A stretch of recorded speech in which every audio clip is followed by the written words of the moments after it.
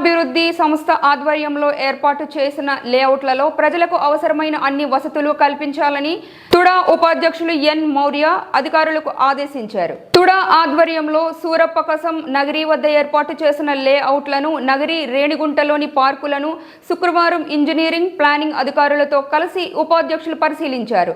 ఈ సందర్భంగా ఉపాధ్యక్షులు మాట్లాడుతూ తుడా లేఅవుట్లలో ప్రజలకు అవసరమైన రోడ్లు, విద్యుత్, నీటి సౌకర్యం పక్కాగా ఉండేలా చూడాలని అన్నారు. అలాగే లేఅవుట్లలో ఉన్న మొక్కలు తొలగించి బాగా ఉండేలా చూడాలని అన్నారు. నగరీలోని లేఅవుట్ చుట్టూ ప్రహరీ గోడ, రోడ్డు ప్రక్కన లేఅవుట్ తెలిసేలా ఆర్చీని ఏర్పాటు చేయాలని ఇంజనీరింగ్ అధికారులను ఆదేశించారు. పార్కుల్లో ఎండిన మొక్కలు తొలగించి నూతనంగా మొక్కలు నాటాలని అన్నారు. పార్కులను సుందరీకరణ చేసి మొక్కలు ఎండిపోకుండా నీరు పెట్టాలని అధికారులను ఆదేశించారు. రేణిగుంటలోని పార్కు సుందరీకరణకు ప్రణాళికలు సిద్ధం చేయాలని అధికారులను ఆదేశించారు.